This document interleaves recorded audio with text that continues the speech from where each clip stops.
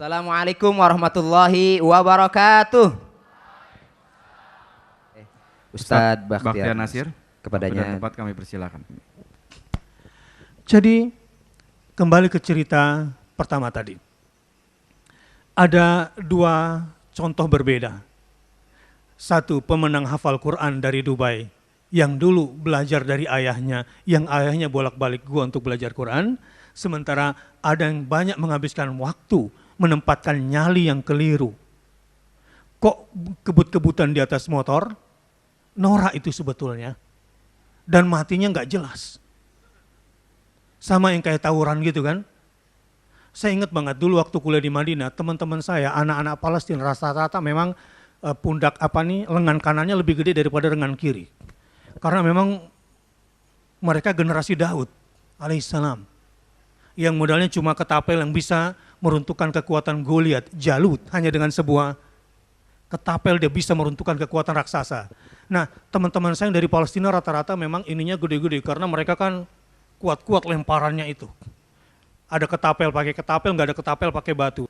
Tapi udah kurang ilmu, pakainya tawuran pula. Itu hal yang paling memalukan. Tawuran itu pekerjaan paling memalukan. Maaf, saya bilang memalukan karena tahu film-filmnya Steven Seagal. Kayak siapa Steven Seagal kalau kira-kira kayak di sini, kayak Ramzi atau kayak Tengku nih? Hah? Jadi kalau mau ribut itu, anak muda itu norak pakai rame. Oh, ayo lawan serbu gitu, norak biasanya. Orang kayak gitu kalau ketangkep terkencing-kencing biasanya. Iya kan? Giliran ketangkep, wah nangis setengah mati anak kayak begitu. Gaya tuh mesti gaya cowok bener, kalau orang-orang Islam tuh nggak kayak gitu. Lu ribut, yang lu nggak suka datengin aja ke dia langsung.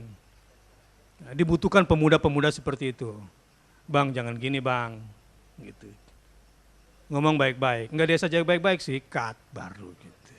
Tapi nggak usah rame-rame kelihatan publik, bawa ke belakang ke WC berdua gitu. Keluar pura-pura tenang, siapa benjol, siapa nggak benjol gitu, itu baru keren. Saya sukanya dulu kayak begitu waktu di SMP ada yang belagu gitu kan. Deketin aja, belakangnya sebentar. Mentang-mentang lu kelas 3 gitu kan. Sampai sekarang kelakuan begitu sering ke bawah gitu. Yang hebat itu yang mana? Yang pasti bukan Superman. Karena pakai celana dalam aja nggak bisa kan. Kalau nggak salah baru Superman 2013 yang mulai sadar ya, celana dalamnya dia dalam betul. Baik, kembali sekarang. Beruntunglah orang yang menjadi generasi Qurani itu. Anda akan bisa melakukan hal-hal besar.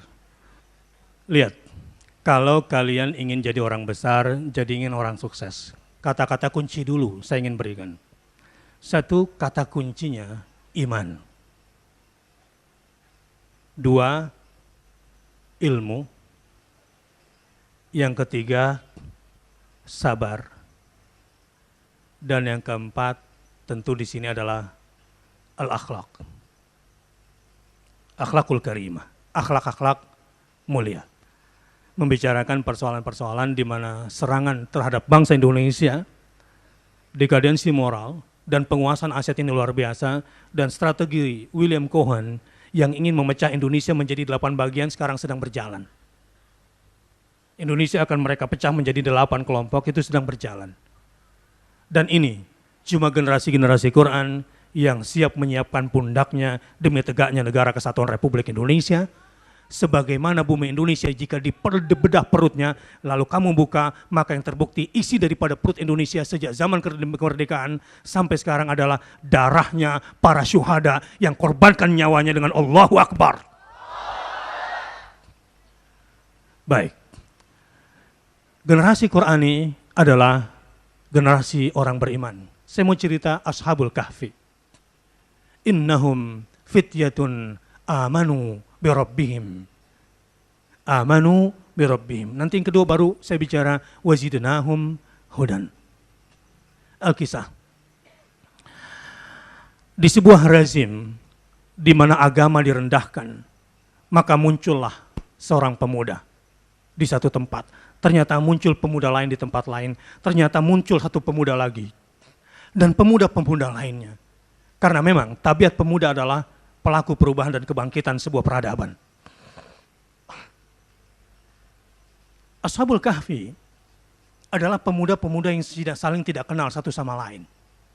Ada yang anak tentara, anak panglima, anak penguasa, pejabat, anak orang kaya, anak hukum, penegak hukum maksud saya. Mereka pemuda yang memiliki kejujuran iman. Bahwa sebagai manusia kami harus merdeka.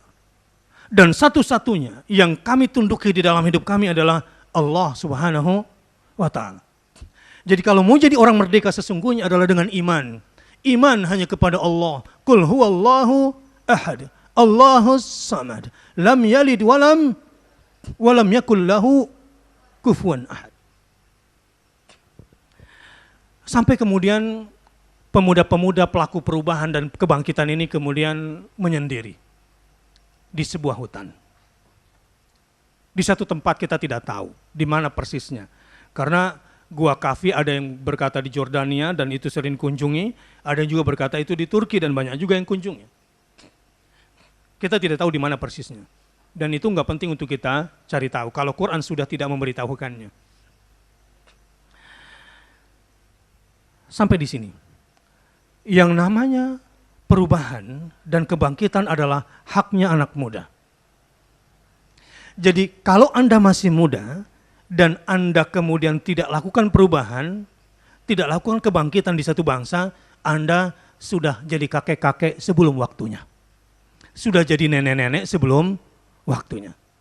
Karena Anda sudah kehilangan jati diri Anda sebagai seorang pemuda, yaitu pelaku perubahan. Tapi pelaku perubahan yang paling besar dan tumannya adalah dengan kekuatan ideologi, bukan dengan kekuatan materi. Kalau ideologi itu ditanamkan pada anak, entah benar atau salah, itu bisa lakukan kebangkitan besar. Gimana kalau ideologi Quran yang masuk ke dalam jiwa anak-anak muda itu? Saya bicara Indonesia. Kalian kalau ingin menguasai Indonesia sebetulnya nggak sulit cara berpikirnya. Ini buat orang politik. Berapa jumlah anggota dewan? 500. Kalau kita punya anggota masuk di DPR 251 orang. Ketika sidang paripurna kita bisa menguasai seluruhnya enggak? Iya. Quorum kan 251. Jadi undang-undang di Indonesia ini, masa depan di Indonesia ini ditentukan bukan oleh orang yang pinter, oleh kemanusiaan punya rasa adil dan beradab, bukan oleh manusia yang punya rasa ketuhanan yang maha esa di Indonesia ini, bukan lagi. Karena Indonesia tidak lagi dipimpin oleh kerakyatan, dipimpin oleh hikmat, kebijaksanaan dalam permusyawaratan perwakilan, tidak lagi. Yang ada di Indonesia sekarang adalah ketuhanan, titik. Walaupun itu aliran sesat, tapi percaya Tuhan udah boleh di Indonesia ini. Saya bicara Indonesia dulu. Agar kalian punya ideologi dengan Quran dan bisa membangkitkan Indonesia. Jadi perlu Anda ketahui, anak-anakku sekalian, di sekolahan kalian, di kampus kalian sekarang yang namanya ketuhanan tidak lagi dikenal yang Maha Esa. Walaupun itu aliran sesat, tapi percaya kepada satu Tuhan itu adalah monotheism, percaya kepada satu Tuhan. Perlu diketahui, monotheism is not tauhidullah.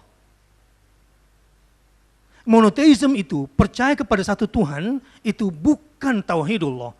Sebab kalau tauhidullah itu adalah qul huwallahu, bukan percaya pada satu Tuhan tapi percaya kepada Allah satu-satunya sesembahan. Beda kan?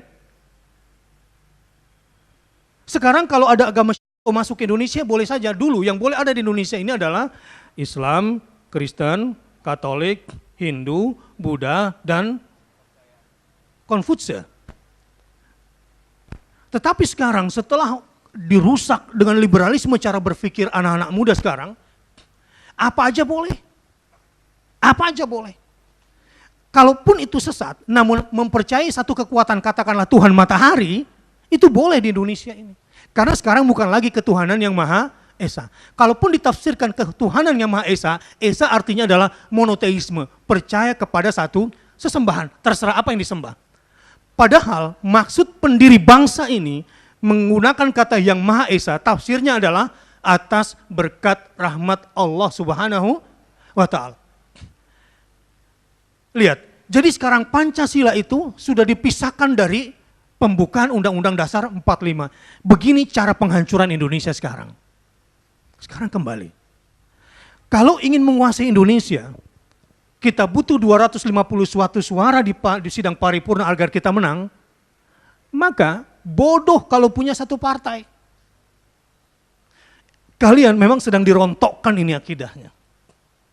Dan memang cara empuk sekarang, kalau di Soviet saya cerita dulu, komunis itu benci sekali sama agama dan tidak mau hidup itu pakai agama, maka lewat pendidikan dan paling empuk sekarang masuk di Indonesia, ini kegelisahan kita semua adalah liberalisme. Dihancurkan dulu cara berpikirnya agar anak-anak muda ini permisif, serba boleh. Jadi misalnya di sini ada masjid, di sini ada praktek prostitusi. Bagi orang sekarang dengan cara pandang HAM nggak apa-apa selama tidak saling ganggu satu sama lain. Nggak apa-apa kan kalau sekarang? Nggak apa-apa. Jadi Aql Islamic Center ada di Tebet Utara. Kalau dia kemudian jual minuman keras, Aql nggak boleh lah ribut-ribut melarang orang, melarang minuman. Nggak boleh, ini melanggar HAM.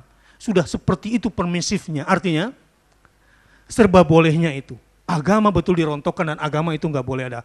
Kalau kalian hidup di masa itu, ingat nanti. Akan kembali ke masa lalu, tunggu digoroknya saja nanti. Mudah-mudahan tidak terjadi. Allahu Akbar. Kembali. Jadi perjuangan mereka yang hendak menghancurkan agama ini, begitu sungguh-sungguh, begitu kerja keras. Karenanya perjuangan kalian untuk tegakkan la ilaha illallah itu harus dilakukan dan tidak ada kurikulum paling efektif kecuali Al-Quran Al-Karim. Ashabul Kahfi. Yang satu duduk di pohon, yang satu bersandar di batu, yang satu lagi jalan, tiba-tiba dipertemukan semuanya oleh Allah Subhanahu wa Ta'ala. Innahum fityatun amanu. Orang-orang yang sudah beriman itu akan diperjumpakan Allah dulu di alam arwahnya.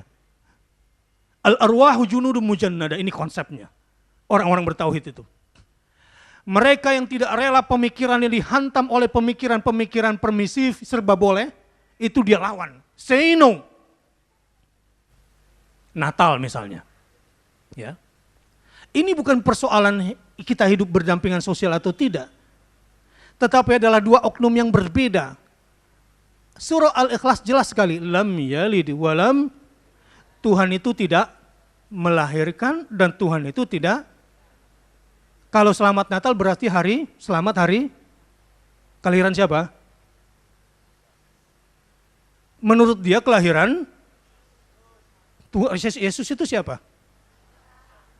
Anaknya Tuhan atau bapaknya Tuhan? Dia juga.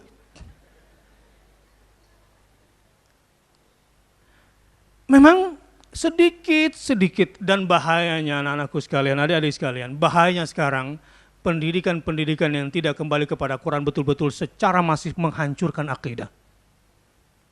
Ini luar biasa penghancurannya. Baik, saya ingin berbagi kepada adik-adik sekalian, kepada anak-anakku sekalian, ternyata narasi Quran begitu kuat. Dan setelah itu banyak sekali ibu-ibu kalau mendengar anak kecil usia 3 sampai 7 tahun membaca Quran itu terenyuh, udah nggak bicara lagi itu look, udah nggak bicara lagi entertainment di situ, udah nggak bicara lagi soal itu cuma pelengkap nantinya. Ketika sudah mendengar anak membaca Quran dengan kepolosan ini, itu kuping sedap aja dengarnya. Nah, kalau Quran sudah masuk ke dalam jiwamu anak-anakku sekalian, iman kemudian sudah terpatri, jadilah kalian seperti Ashabul Kahfi diperjumpakan oleh Allah Subhanahu wa Ta'ala. Yang satu cerita gelisah ini. Tapi teman-temannya kan hedonis, tetap nongkrong di sana, tetap kemudian ngetrek di sana, yang narkoba di situ, yang pacaran di sono, wah macam-macam deh kerjaannya. Ini enggak. Anak muda ini betul-betul menjaga imannya. Karena mereka ingin menjaga akidahnya, Allah pun tolong mereka, dimasukkanlah mereka ke dalam gua, ditidurkanlah mereka selama berapa tahun? 300 tahun menurut hitungan matahari dan 309 tahun menurut hitungan bulan. Apa maksud Allah menidurkan mereka? Karena mereka ingin menjaga akidahnya, maka Allah pun tolong mereka. Maksudnya begini, zaman sekarang, saya yakin, anak-anakku sekalian, adik-adik sekalian, kalian memang berat menjaga iman. Sungguh berat. Apalagi persoalan terbesar kalian sekarang adalah soal energi ruang. Ya, soal energi ruang kalian ini udah keliru dibesarkan oleh sekolah. Saya cerita yang fakta-fakta supaya memang saya ingin bicara di sini nih dari semalam tuh hampir nggak tidur, apa kira-kira yang pas. Dan ini kemudian dosisnya tepat sekali dan memberikan sebuah gedoran yang luar biasa. Begini, kemarin saya di Makassar mewawancarai kader kita. Kok anaknya bisa punya hafal Quran sementara bapaknya awalnya bisnis sekolah musiknya Purwacaraka untuk mencari penghidupan. Tapi ada kejujuran di dalam hatinya. Jadi artinya begini, nggak usah terlalu percaya dengan doktrin-doktrin keilmuan sekarang. Istilah golden age itu umur berapa tahun? Golden age. Berapa? 7 sampai 12 tahun. Berapa? 0 sampai 6. Apalagi teori yang mana lagi sekarang? Gue nggak terlalu percaya sama teori begituan. Kenapa? Abu Bakar, Umar belajar Quran umur berapa itu? Itu mantan bandit semua itu.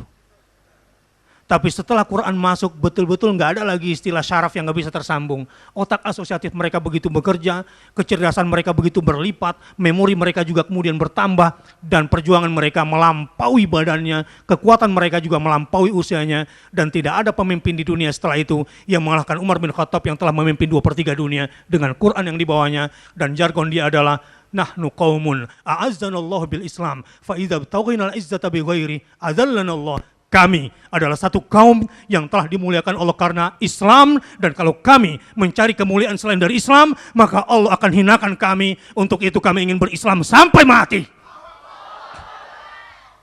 Itu prinsip orang muda yang bisa menggoncang dunia. Dan demi Allah, saya Bakhtiar Nasir paling bangga disebut guru ngaji karena khairukum man ta'allamal Qur'ana wa 'allamah. Lu gak usah bicara soal dunia sama gue. I used to be. Gue pernah memimpin sebuah perusahaan di segitiga emas. Satu lantai gue yang bayar semua. Dan gue pernah kalau mau jalan, gue mau lihat semua sumur minyak yang berada di Palembang. Tolong pesenin gue pesawat yang 16 seat di Halim. Itu saat umur gue masih 20-an tahun. Maaf, bongkar-bongkar rahasia sedikit. Jadi kalau soal menghadapi presdir, soal menghadapi jenderal, bahkan soal menghadapi presiden, dengan Quran yang saya yakini, harus dengan tawadu, nothing. Wallah, terlalu banyak yang bisa kita lihat bersama Al-Quran. Saya percaya, kalau kalian beriman kepada Allah, beriman kepada Rasulnya, dan beriman kepada kitab suci yang dibawakan kepada kalian dari Nabi kalian, a'udzubillahi minasyaitonirrajim. Walau anna Qur'anan suyirat bihil jibal, au kutiyat bihil ard, au kullima bihil mauta, balillahil amru jami'an. Kalau ada kitab suci atau satu bacaan atau rumusan ilmiah yang kalau kamu pakai itu dan bersama dia kau bisa menggoncang gunung, membelah bumi, dan memperbicarakan orang yang sudah mati, bersama Al-Quran kamu bisa. Bersama Al-Quran menurut surat Ar-Ra'd ayat 31, kamu bisa menggoncang gunung yang orang bilang takkan lari gunung dikejar. Bersama Al-Quran kalian bisa membelah bumi, source-nya bisa kalian kuasai. Bersama Al-Quran, kalian tidak akan menjadi pendatang baru di dunia ini, karena kalian bisa berbicara dengan orang mati, dan orang-orang sudah mati memberikan pesan pastinya kepada mereka tentang success story mereka, tentang bad story mereka. Jadi kalian berjalan dengan jelas dengan kehidupan Anda. Allahu Akbar. Itu untungnya generasi Al-Quran. Kalau mau baca Al-Quran. Dia tunggu lahirnya anak-anak muda yang punya kemampuan generasi Al-Quran, yang akan mampu mendobrak situasi dan melakukan perubahan dengan kebangkitan untuk umat ini dengan Al-Quran yang insya Allah. Allahu Akbar. Kalian bertugas selamatkan orang tua kayaknya sekarang. Berpikirlah terbalik. Kalian yang harus berpikir selamatkan orang tua yang lagi gak berdaya sekarang. Siap?